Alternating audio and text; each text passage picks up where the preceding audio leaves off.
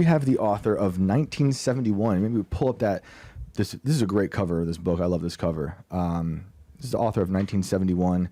How, I want to make sure I get this exactly right, how all of America's problems can be traced to a singular day in history. And you'll see how the Fed evolves or devolves into what we're dealing with today. And this is the author, Paul Stone. Paul, welcome to the show. I'm so glad to be here with you both. Thank you for having me. Of course, man. So it's a monster that they've built that has, it's haunting all of us. And I don't think people are, maybe they're aware, but they're not aware of how insane this really is and all the ways it's affected our lives. But let's go back to what I think is part of the beginning. And that would be, just because I'm so curious about the connection between people's theories with the Titanic and the creation of the Federal Reserve. Yeah, well, there's all throughout human history, there's great examples of how good is fighting bad, right? And bad's trying to get over on good. It's all throughout human history. And so you call it conspiracy theory, but sometimes, and I learned from a detective, retired detective who was like in charge of security of this company I worked for long ago. And he was actually in Rampart, Los Angeles. So he saw lots of action. And he said, you know, Paul, it's always the simplest, most plausible reason why something happened. It isn't that the stars all aligned and Mars was in retrograde and then all these weird events occurred. You know, there is some obviously credibility to planetary forces affecting our lives here on Earth. But for crimes or man-made events that seem like crimes, it's always the simplest, most plausible reason for why something happened, even if it's hard to believe. You know, Obama did a great job of proving from the podium, just tell gigantic lies and everyone will believe it's true, because who the hell would come up with such an audacious thing to say from the podium, right? So you've got this panic back in 1907 that, you know, America's really starting to come into its own. It's obviously before the Roaring '20s. It's before the stock market crash in '29. And there's this giant painful panic in America in 1907. It causes a great deal of financial strife. And people want to engineer. They start to think, can we engineer out these pains? And then jumping back to the Titanic, right? So on the Titanic are many, assumedly, of the strongest protesters against creating a committee that would eventually become the Federal Reserve. They're on this Titanic, right? JP Morgan owns the company that has built both the Titanic and its sister ship. Right. And he's, you know, we can get into this more, right? But this is teeing up this idea of good versus evil, finding another place on the stage of Earth where they're going to do battle. And it's such a huge concept for the general population to get its mind around. They assume it's conspiracy theory. I think it's actually true. I mean, I entertain it. I mean, people listen to the show know I'll entertain that. But I mean, there were very powerful people on the Titanic. Astor was one of them. Guggenheim. Guggenheim was also, I believe, funding a lot of Nikola Tesla stuff at the time. And that the theory goes that they were opposing this creation of a consolidated federal banking system. Federal, so they're sailing to America, right, to reject and lobby against what started in 1910 with the creature. There's a great book about the creature called The Creature from Jekyll Island. Jekyll Island at the time was a very high-end resort island off the coast of Georgia.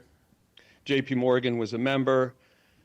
Many of the folks that met there, even though JP Morgan assumed it's reported that he didn't attend, but you know, maybe unofficially he was there, but he certainly put the meeting together, it's believed.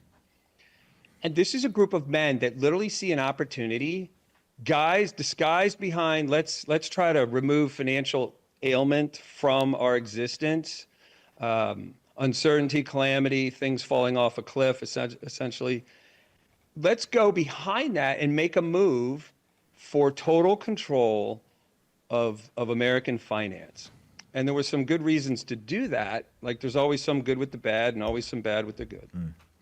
And what's crazy is though, that just to tie the theory of the Titanic now to Jekyll Island, and you did it with JP Morgan's name. JP Morgan was supposed to be on the Titanic. Yes. and he didn't he didn't go, you know, On the last day. on the last He day. just doesn't show up. It's So crazy. if it had been pre-announced, right? So Right. if you have the pursuers on the Titanic to show up in New York and fight the creation of the Federal Reserve, that's what we're talking about, the Yep. Federal Reserve.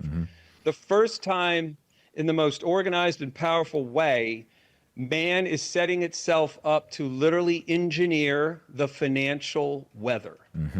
Yep. They're going to create oxygen, financial oxygen at will in their little schemes, never ever having done any of this before. Not poring over a blueprint that someone had discovered in an Egyptian pyramid in some king's tomb that was left by some superior race behind, 50,000 years ago maybe when some superior race like left Earth for some other better place, right? And they left this blueprint behind on how to wildly, fundamentally, in a sound way, engineer finances on the planet for humanity to no longer, be alleviated from feeling financial pain that suddenly comes out of the blue that man has been victim to for all of the ages we've been doing Of course. commerce. And it's always the people who think they're the smartest, this elite group of people throughout the ages, where it's happening right now. I also alluded to the business plot during FDR's second year in office when DuPont and JP Morgan, I think it was the business, JP Morgan, tried to overthrow FDR with Smedley Butler. But they always think they know better, and they like to sell it with the idea of it's going to be good for you. Trust us. Right. And so if JP Morgan announces that he's not going to make the trip to New York on his own, extreme creation, the Yep. Titanic, this incredible vessel Yep. That can't be, cannot be sunk. Yep. If he pre-announced that he wasn't going, the other gentlemen that were on Astor and Guggenheim probably also wouldn't have gone. For sure. They may have sought him out and thought, wow, he's trying to pull a fast one, and maybe sought him out and maybe even gone a bit more public with things. They may have been made to be a bit more desperate about their cause, but they were literally fighting, just like the Magna Carta was the first time a document had been signed that started to grant rights to the commoners. Yeah. Just understand, until just maybe a couple hundred years ago, 300 years ago or so, commoners had extraordinarily limited rights. Yep. Those were preserved for the nobility. And this is the same thing where the nobility's making, lots of gains had been made by common folk in the hundreds of years from the monarchies leading up to this day in 1912, which is just before the creation of the Federal Reserve in 1913, where the Titanic sinks. That this is a group, assumedly, right? None of us were on the ship. We couldn't talk to Astor or Guggenheim, but they seem intent on not only enjoying this incredible voyage, which would have cost a lot of money, and a lot of the world's elites were on this ship at the time, but they're sailing to New York to literally do battle against J.P. Morgan and his group of his guys representing that they want to snatch back all the gains we've been making for commoners to have an equal footing in the financial landscape. It was an attack. It was an attack on Yes. Americans. And, I can't help but think of something like 9/11. We'll put all the theories aside, and I have many, but you can't deny the fact that it happened. A lot of people did die. And then the government took advantage of the tragedy and weaponized it against us. And you can also talk Patriot about Act. people, exactly what I was thinking. You also talk about people who were very elite, who were supposed to be on some of those planes. I can't help but think of those things. I don't believe in coincidences. I'm thinking of a Peter Thiel character who made Palantir, which is part of the Patriot Act eventually. But, these things seem to repeat themselves, these patterns. But so now Jekyll Island happens. They meet in secret. JP Morgan owns a lot that, I think, or funds a lot of that property, the club at least. He may or may not be there. For those who don't know what the Fed really is, we hear it a lot. Can you give us like a rundown on what that is and what it does? So the Federal Reserve, first of all, and many have been saying this lately, I've been saying it for years now, is that just to draw a distinction that the Federal Reserve is about as federal as Federal Express. Exactly. It's All scary. right? So there's one. So there you go, whoa, well then, why would they name it that if it's not a federal agency? Oh, to make it seem to you as if it is a federal agency, all the Propaganda. common folk, right? Yep. Because we're all busy doing our stuff, and occasionally we catch sound bites and headlines, and so we just lead. Our mind will just say, "Oh, well, this must be what that is," Yep. because we think the way we think. Why would anyone want to? How could anyone? There's a constitution. How could they pull the wool over our eyes in such a blatant fashion? Right. How could we be lied to by the people we elected? And there is constitutional law that does say what governs banks, and how, when Hamilton was a proponent for a bit more of an organized banking system to try to give a bit more consistency to our financial strength and predictability out into the future. There were many even against creating the banking system. But when you look at the failures of Medici and the European banks, they had all grown to this place where they had gotten as big as they were going to get, and many were in fear.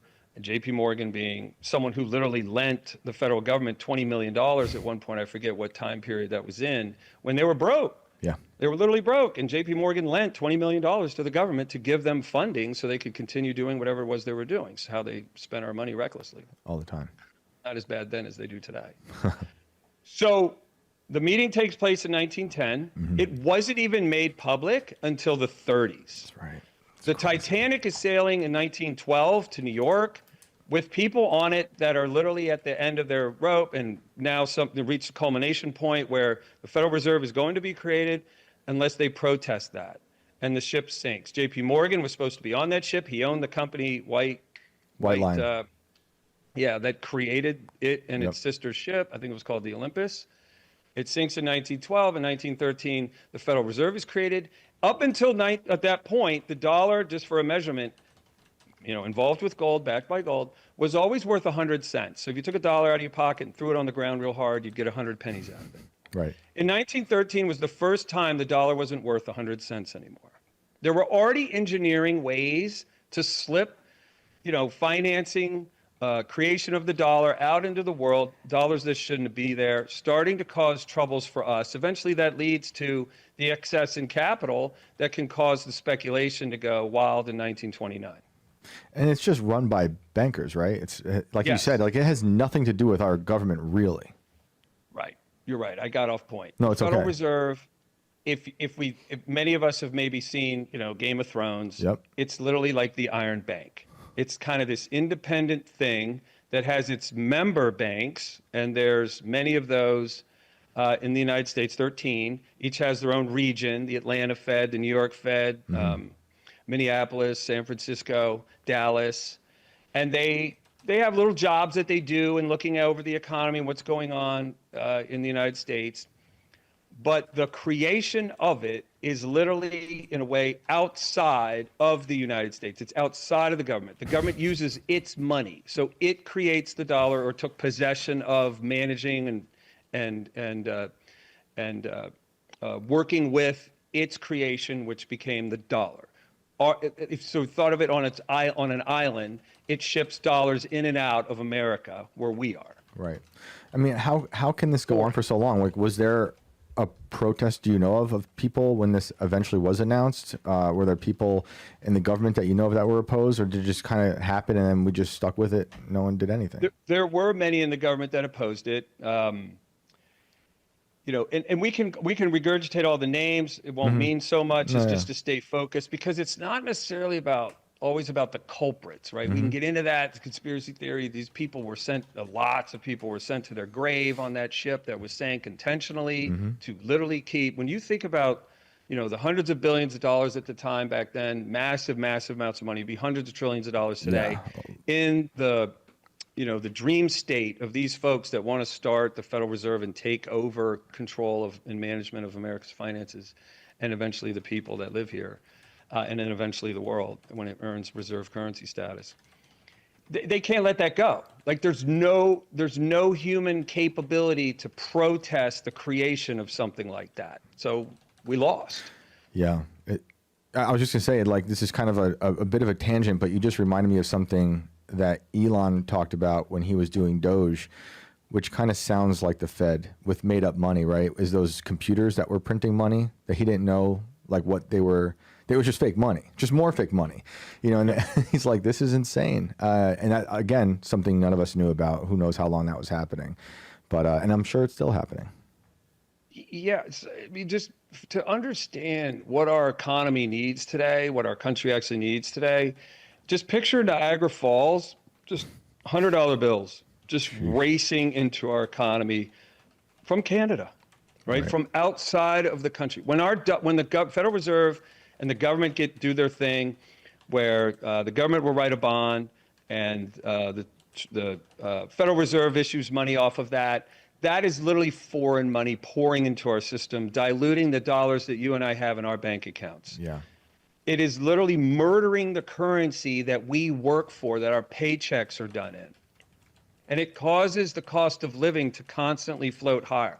And they changed the calculations. This is a few decades after the time period we're talking about. We can get into that later, but we can really start to look at the evil of what the Federal Reserve became, because it certainly isn't the chaperones of American individuals for financial security and predictability. It was set up by an entity that is there to literally dominate and control. That's what banks do. We don't have to hate them for what they're all about. We just have to know for what they're all about. And that's what they're all about. Yep. Yeah. And when you finally get into reckless money that can be created out of thin air, then there's also no consequences to any reckless decisions made from the creation of money out of thin air. So when I hear you talk about it, something I talk about on this show quite a bit is this false reality that news media, social media, influencers, pundits are all creating, right? That's kind of layered on top of actual reality. And what you're talking about almost now makes me think of that it's creating the fake currency for the fake reality. And we're like kind of drowning beneath all of this. When you and I were talking earlier about this idea of man remaking like this world, like kind of robbing it from God. Can you expand on that idea? I think it's an incredible idea. I think that, I think there's always two opposing elements in practically anything that has to do with a human being. So if we thought humans left to their own devices are going to create, they're going to be productive, they're going to be social, we're pack animals, if you will, we're habitual. Right. And so anything that irritates us, that sparks our creative juices. And it's why we moved out of caves and into log cabins, why we moved out of log cabins into homes made out of brick. And, how we discovered electricity. Talk about Nikola Tesla. What a tragedy and a government theft that was, right? So he's the one who came up with alternating current. Westinghouse came up with direct current. Direct current will set your house on fire. Exactly. And so when the government gave its contract, it gave it to its buddy. When that blew up and he created his power plant, the first one, I think it was in Ohio, it didn't work. Direct current doesn't work. It's not stable. And they literally just stole Nikola Tesla's capabilities and technology and supplanted that. And Westinghouse is the one we hear about today when it comes to electricity. And Nikola Tesla, thank God Elon Musk paid homage to his creation and his brilliance by naming his car company after that. But he died broke. He died broke. Terrible. So when we look at man's creation drive, man and women, to drive to create, we want, and we're going to naturally trip over the things that annoy us and irritate us and try to resolve those away. And in that creation, we evolve. But there's times certainly where we go off the rails, where man gets greedy, man and women gets greedy. I think the creation of the Fed is what started and set the stage for what has come since in the last, 110 years, 112 years. Man's attempt to literally remake the world of God without God in it. That's what I think. And that's what I see. And that's why I wrote my book. Yeah, and so let's get to that. But I mean, that kind of what you're saying fits so well with what Nietzsche said about God is dead. People kind of misconstrue that. They think he's saying God died. He's saying that in society, God has been removed by the people. So there's he's vacant now within the souls of the people. And then what you're talking about is what the world that they're creating with the lack of God in their heart, right? So let's talk about, speaking of crazy people, old Richard Nixon, and your book and what you're talking about. What made you write this book, and what are we looking at? It's my own invention, right? And it's coming from pain, right? I started looking at gold a long time ago, and in that industry, someone very wise said to me that gold is truth in money. truth. And there's a lot to unpack with that comment and what Nixon did. But the reason I wrote the book is it started with questions, and I firmly believe that questions mean more than the answers. We will find the answers if we don't know, but if we aren't starting off with great questions, where are we headed? Like, where are we going? What's the new thing we're going to figure out next, right? So the questions mean so much, and you sit here and you go, all right, so humanity is either making inferior copies of itself in the womb, and just society is just less and less capable of dealing with the challenges that come with it, or in its DNA is literally dealing with things it has never faced before. Because when we look at symptoms, which is most of what people do these days, they look at the symptoms, they argue about them, they never go to the source. You got to go to the source, right? If I break my elbow, I can't rub Big Gay on it or Aspirin cream, right? I got to go to where you got to treat the break, the actual injury, the source of the pain. So when I look at a society that wants to, and I lived a certain way where I couldn't deal with the weather in my own head, and I turned to substances, right? Because I needed relief. It's a natural thing. I remember the first time I ever heard someone give me permission to let free of the guilt of treating the pain between my ears with substances, that's just the mind at the last house on the block looking for how it might find relief. Why is a society en masse anesthetizing itself? It's way more than partying and doing a couple bumps on New Year's Eve, right? This is like all around the world. And so you look back to the Egyptians to now and say, well, where were societies just that come, anesthetizing themselves at all times? Like, how did humankind lose sight of the magic of us floating on a planet, right, around this humongous fireball in the sky? Like, if you Google astronaut moon buggy, right, and we laugh, we're like, look at that goofball. He's in his big suits driving a golf cart on the moon. Like, why'd they ship one up there? And then you think that's so weird. Just realize the next time you get in your vehicle, that's what you're doing. You're driving a moon buggy on a planet. And We're how astronauts. will humanity lose sight of the magic of what it actually is? Yeah. It's under distress. It's under pain. It's in a miserable state. Right. And it's just one after another. It just says, I got to find relief. Somehow there's got to be relief. Obviously, alcohol, tobacco, nicotine, great gateways to other things. There's certainly heavier versions of that stuff, heroin, morphine, fentanyl. And so I see that as a symptom of a miserable society. What would have caused society to leave the trajectory it had been on for thousands of years?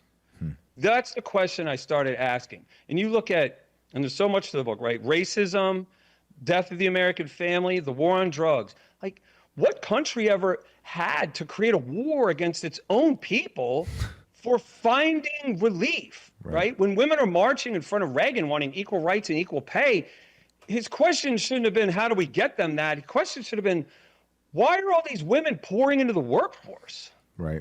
Yeah, because they were attacking society, and they were attacking families. I mean, if you're talking about the 60s and, LBJ in particular, what he was planning on doing and incentivizing fatherlessness within the black community. I mean, they definitely, admittedly, were trying to rip apart families and then make them financially married to the government. Yeah. And then drugs come in. There's so many parts to that, and that's covered in the book. That's one of the examples, right? So we start to think, now we just need to quickly think that money is energy. Stop thinking of it as some physical thing you leave at a cash register or swipe your plastic. Think of it as energy, right? We work to store up the energy, just like you plug in your phone and the battery needs juice put back in it, right? It's the exact same thing. So money's energy, it makes things happen. If the money supply, the energy supply, overpowers the humanitarian grid, it causes that whatever it's affecting to move and shift out of alignment with how things actually are and how things actually work. And we can give some monetary measurements on just the wide disparity that we are currently elevated to in our minds about what we think money's really all about versus where we're really at. Right. We just can't feel it right now. So when you think about what Nixon did, is for the first time in human existence, a government had created its own financial power supply. It used to live off scraps from the economy. Let's call it 20-30% of the economy's fortunes went to the government each year. So it's, a third smaller, a fifth smaller, right, than our economy. It could never be the force driving the economy. Right. It's just part of it. It's just getting leftovers like your dog gets at, at the dinner table. Right. Suddenly the government can now have all the money it wants. And the government, and this is multifaceted, right? So governments are in charge of problem solving for their society, for their population, their country, their locale, whatever government you're talking about. They're like the center of the bike wheel. And we all come down on these spokes and tell them what our problems are. And they hear all these different problems. They sit there at the desk and, oh my God, how do we solve these? In the old days, they would put committees together, deal with the people out here that have been, they might have experience dealing with these problems before, like the private sector, and see if there was something that could be done. And if there was, they could shave some money off other budgets and cough up the money to fund this solution, right? But it would have been engineered. It wasn't just literally throwing money at stuff. So why is it every reserve currency country that came and went? Why is it every country's printing money today? Why is it that there is no population throwing parades down the capital streets once a year for how grateful they are at the great job their government's doing? It's because the mind that is attracted to government is a non-dynamic mind. It is literally the mind that cannot solve problems. It is running from them. It is looking for a job that can't be taken away, pay that increases constantly at a steady state, and benefits that also can't be taken away. We can all remember how Congress exempted themselves from the Obamacare Act. So at the helm of problem solving, now funded with an unlimited amount of money, in their opinion, they are running rampant around the planet, destroying what humanity used to be, looking at the symptoms of families being torn apart, our own factories where we used to make stuff was shipped overseas, and the war on drugs, and then racism. Yeah, it's funding everything. I mean, if you think about the timeline that you just laid out with the Fed and everything, Woodrow Wilson, right, president at the time, I think one of the worst presidents we've had, maybe ever. Kind of like Joe Biden, because he was a bit incapacitated in the end. But like it funded the wars. It's like, you think of the military industrial complex. It's like they just created their own machine to fund stuff. They can rob us, but also they can just print stuff. And that's why we just have infinite forever wars and funding. You can send rockets here, rockets there. We could wars on terrorism, like these, like what you're saying. It's like abstract wars, war on terror, war on drugs. What does that mean? We're seeing different versions of that now. We saw different versions of it in the 70s and 80s and 90s, and it's really scary stuff. When it comes to like Nixon, what did he do? Did he do something to tweak all that at the time? So he covered up a lie. We just got to look back just a decade and a half or so, and we're at the end of World War II. Europe's in ashes. They need, investment. They need a capitalization spark. They've got a ton of gold. They just don't, their currencies are dead, right? So they ship all their gold to New York, and we issue a ton of correctly appropriated money off the amount of ounces that just ended up stateside. Right. And we help finance Europe to come out of the ashes from World War II. And, I always say that government seems to be led by cowardice, right? Because they look at Stalin and they check him out, and they obviously read him and go, man, this guy's going to be a problem. He's going to be trouble. Right. We should take him out, right? We should have the suits running the country, not the admirals and the generals. Left up to them, they probably would have taken him out. There never would have been a Korea, a Vietnam, and a Cambodia. There wouldn't have been a lot of stuff, right? A lot of the European empires peeled back to the home base. England gave up a lot of ground. France willingly gave up Cambodia, Korea, Vietnam. When they left these countries prey to spreading communism. And then we have to go spend a ton of money, but it's because we had the money, the ability to print it off of what Europe had given us in the way of gold, that we start cheating. Because the bills are bigger than the government can plan for. Right. And so in 1960, interest rates are 1%. So you don't have any inflation, right? And they do have rates low because they're trying to let dollars fly. We want to rebuild. Obviously, we spent a lot of years making bullets and tanks, and we need to get back to the housekeeping here in America. Europe's trying to rebuild. In 1965, interest rates are 5%. And I don't want anyone to start thinking, oh, he's going to go into an econ lesson. No, just look at the measurables, right? 1%, no inflation, 5%, lots of inflation. Yeah. A 500% increase in the cost of borrowing the dollar, which is the Federal Reserve jumping on the brakes with both feet. Like they're, oh my God, and so Europe, because the number one thing our government exports is inflation around the world. And Europe's saying, man, you guys are creating inflation. Now you're causing everything, all the prices to increase for us here, and we're trying to rebuild. We want our gold back. So when Nixon, this starts before Nixon, but when Nixon comes in, he's now faced with whatever we would call out of Washington, a scandal. But it's really just an opportunity for people that volunteered for that position of leadership to tell the damn truth. And he doesn't want to tell the truth. Maybe he does, but the advisors he listens to, he makes the decision to cover it up. And he says, all right, F you, Europe. We're just not going to deal with gold anymore. Gold has nothing to do with the dollar anymore.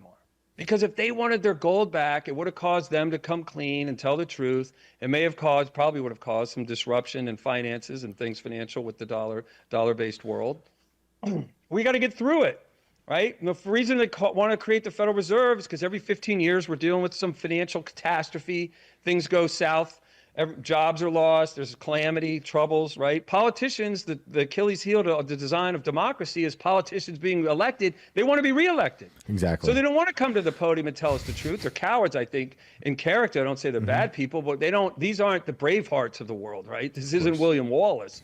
They don't come to us and tell us the truth. They want to keep their damn jobs. They want to keep their hands on power. Yep. So they lie, and we suffer from it. And now's the time we really have to wake up. Yeah. But the reason I wrote the book, and the reason it's called 1971, is that's the year Nixon decided to literally end financial reality.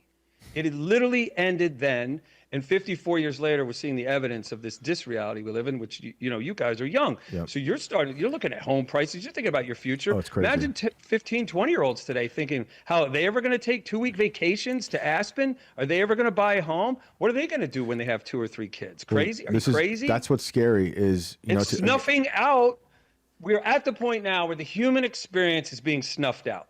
Totally agree. I mean, what you're saying, again, I'm going to say like the stuff I'm always thinking about is kind of the same thing, but not in terms of the Fed, but how now I'm seeing how they come together more because the younger crowd, and it's my generation too, everyone's suffering.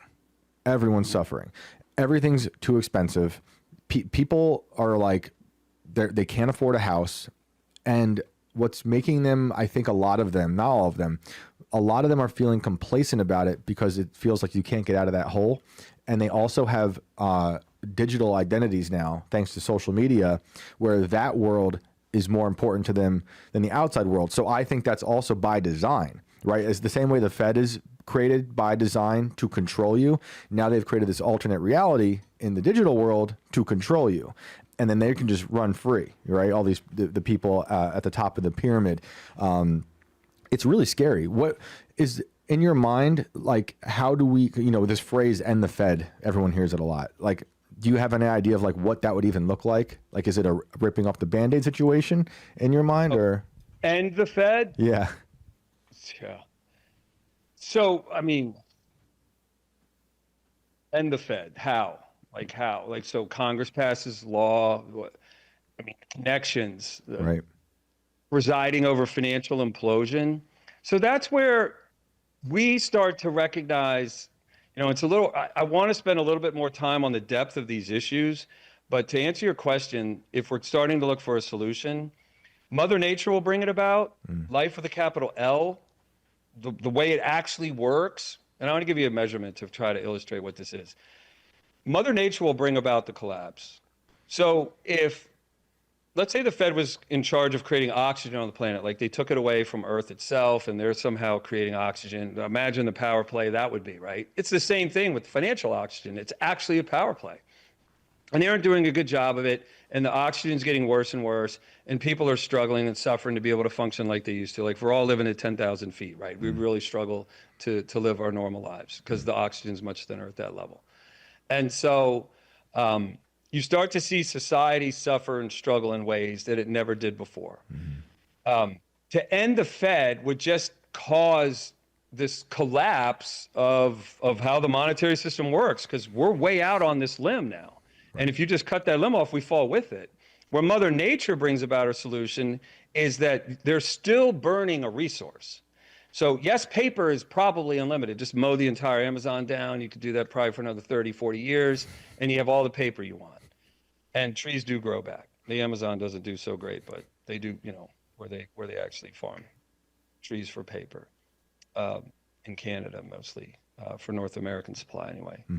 And so if you start to think that this resource of oxygen is depleting, the quality of it's depleting, humanity is suffering financial oxygen, they're still using a resource called the dollar, right?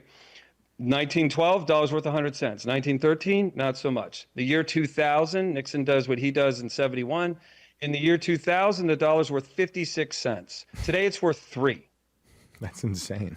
So you are literally, like, if you've been reaching over your shoulder and pulling these giant dollar logs and throwing them on our economic fire, and the fire is just burning like crazy, and everything's overheated, and humanity's moving faster than the speed of life itself. That's the ultimate cause of what Nixon had on humanity. It's literally completely out of alignment with how life actually works. That's why the virtual would be more meaningful to a human being than a great character.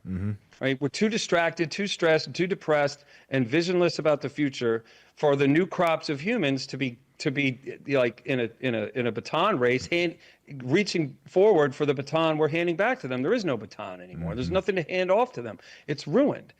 And so at some point, the resource they're using to electrify the financial world is empty. Right. It's gone. And so everything does collapse. And here's a quick measurement. So in the year 2000, debt is 4 trillion. Today it's 38 trillion.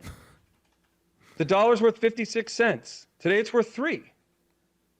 That just shows you that man in his lunacy trying to remake the world without God in it and solve all the ailments, you know, governments hear about all the time. And to keep their jobs, they think they have to solve these problems, but they're not the dynamic mind that actually solves problems. That's all of us out here in the financial weather, out here in private practice. The public goes there for jobs that can never be taken away, and they're never even held really accountable for doing a bad job. Right. There's no checks and balances there. And they're in charge of money creation. And that's where humanity suffers. So it ends when it ends. There is no ending the Fed. No one's going to legislate that. But where we can wake up right now is recognize that life is happening and always will be happening where our feet are. And live in the moment and start to take back our own personal power and make choices and find the Christopher Columbus, the Lewis and Clark inside of us and start charting a new course. Because today it's literally just like the Europeans that hopped on wooden ships sailing across the Atlantic. We have to relocate ourselves to a place in the country, places like Tennessee, for example, that has an incredible income to cost of living ratio. It's #1 in the country, Tennessee. And you got 3 big city metropolitan areas to pick from, right? You got Knoxville, Nashville, and Memphis. Yeah. This is the kind of thinking we have to do. None of this changes because we vote twice every 2 years. Nothing.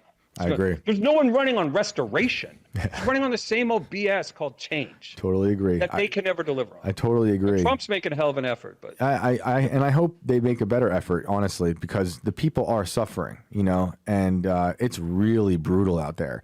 And I also understand, like, I don't like the Fed, but I understand now that they've baked it so deeply into the DNA of the country. You rip it out, it's insanity. You know, I've listened to Ron Paul talk about ending the Fed. He has more of like not a ripping the Band-Aid off type situation, but like it's got to happen like bit by bit almost. I don't even understand how that would work, honestly, because it's so deeply ingrained. If you wanted to make a move towards that, right, we got to bring about some financial pain. So here, one more, right? So since 2010, in 2010, debt was $10 trillion. Oh, wow. Today, so just since 2010, $27 trillion have been created and issued into the economy. Niagara Falls just pouring into the economy every day. Right. Artificial money, money that's not even real. It's not real. Paper is never going to be money. Gold and silver is money. Chicken is chicken. Steak is steak, right? Asparagus is asparagus. You're never going to get a 3D printer and print your dinners like you'd see on some Star Trek episode where you push a button and out comes. They're going to try. It isn't going to be the meal you grew up eating, right? You're not going to eat that crap. Yep. So it's as artificial as a printed chicken dinner. And, damn. Ending like with ending this stuff, like, and doing it bit by bit.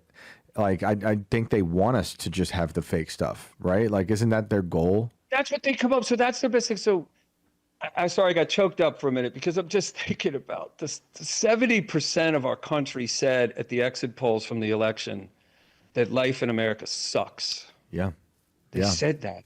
There are so many people juggling what bill to pay late this month There's 10 million kids living in poverty. 10 million. That would fill like every football stadium in America, college and pro, Right. many, many times over.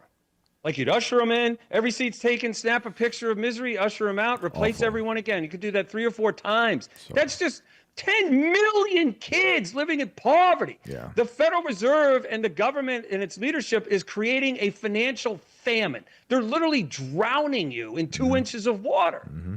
And so to stand up to that, to start to break the system and the stupid decision making our government has made for 3 or 4 decades now, easy, is to do something like this. You would literally say to all American companies who have participated in this, you would say to them, you have 1 year to no longer make a damn thing outside of this country that you are going to sell here. And I don't care what carnage it brings about. I don't care, because you can't continue down this road of lying. I'm with you. You can't add a solution into a lie that is a half truth. It won't solve the problem. I'm with you on that. That's something that you could do to start actual change, where Americans start to take the situation back. We start to get back into the problem-solving business and take it away from the government. I'm with you on that. And that's kind of how I feel about something like if we, going to thinking about something like the Epstein files. I'll say just release everything. I don't want to see, don't release the child porn. Obviously, no one needs that. We don't need to put that out there. But let's just release everything, and I'll get pushback from people who are, on the right saying, well, you don't want to hurt innocent people. I'm like, honestly, we have to just destroy whatever that part of the world is right now. That's blackmailing, human trafficking, child trafficking. They can sort it out in the end, because this has gone on too long. Same thing as storming the beaches of Normandy, man. They planned to lose 60% of the men that were going to storm Normandy. 60%. That's crazy. That's the mindset that makes things great. Right. It is always, in so many of our, deity type examples, whatever religion you subscribe to, sacrifice is part of it. Like, there's no greater gift to be able to lay down your life for people. Like, the reason Cuba, which is one hell of a piece of property on the planet, is communist, is there just aren't enough people willing to lay down their lives today so that the ones coming up behind them would be free. Right. That's all it takes. And so that is an ethic. That's not situational. So in your example, releasing the Epstein files, some people might be injured. Okay, but we have to stop the injury of so many youngsters who are just being sold as property. That's it. And treated like a sex toy. It's disgusting. It's horrific. No, it's got to happen. So the cowardice that creeps from Washington out permeating our society is causing things like that to be thought of as correct. When what's correct is storming the beaches of Normandy. 60% of our young boys may end up catching a bullet when those ship doors open up. But we need to beat and exterminate Hitler. Right. And I see it as we are so shackled to the material world, which is right now the fake currency you're talking about, which is completely antithetical to what human nature should be, where you do sacrifice yourself, for your family, your friends, your kids. But people are so in love with their digital identities, with the material world, with all the fake stuff around us, whether it's entertainment or their fake dollars. It's tough for people to have that type of sense, which has bred cowardice and bred this like false sense of their own importance, really, because they think they actually weigh their wealth in likes, which is a problem. Hey man, for a long time I used to judge my insides by your outsides, and you guys always won, and I was garbage, right? This is where I can relate to the youth. And reading the book, like the youngsters that have read it, anyone that's in their teens, 20s, they all say this needs to be taught in school. This awareness needs to be provided to everyone. This is not an econ book, and it's not about me. It's about the message. I'm just blessed to have been able to put it all together. I'm literally telling you that the reason humanity suffers is at the decision-making of the government. And the chief one of all is that they will pay their bills with money they don't have, causing you not to be able to pay yours. So back to 2010 real quick. Commodity prices, which everything you're looking at, wherever you are watching this, is commodities, right? Plastic came from oil, and diesel was burned to get it to you. So if you think about the electrification of factories that make stuff, coal, right? Everything comes from a commodity. Everything you're dealing with is a commodity. one way or another.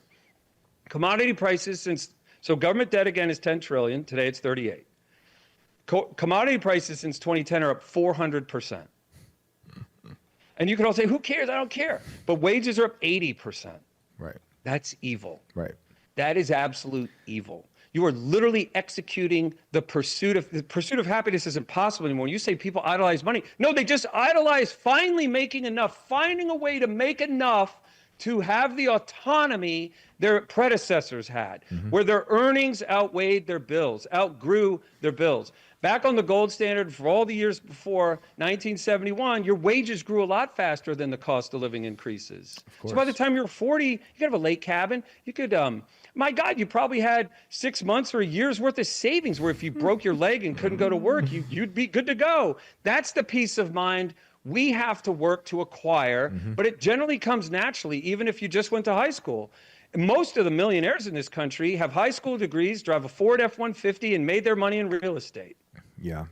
So it doesn't take a college degree, but these days you're like, oh my God, you're not going to make squat coming out of high school out there in the workforce. You better get a college degree. Now college is so expensive, you're going to rack up 40 grand in debt the minute you leave college and start your life with that as a servant. Dude. This is never the way humanity used to work. It's only since man got involved with his greed and his engineering and his inability to see around corners. We used to smoke in the workplace. We used to smoke on cabs and cars and airplanes.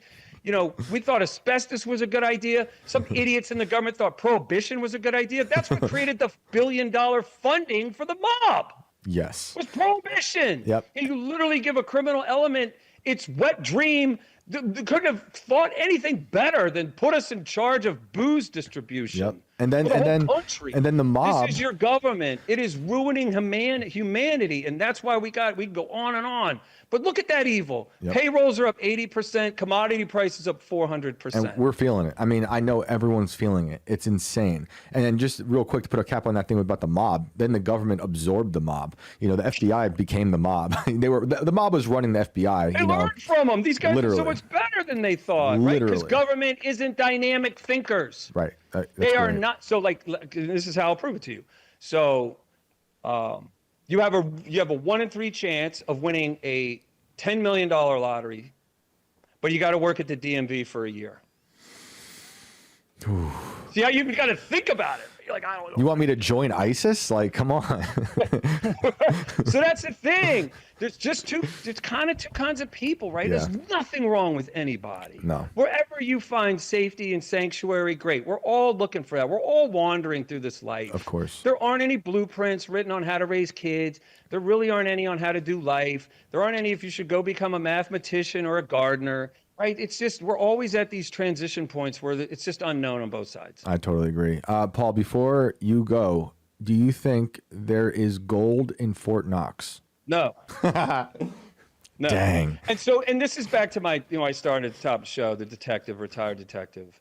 So if you got two people that really haven't thought about this, they just got the chair again, if you will, the Oval Office.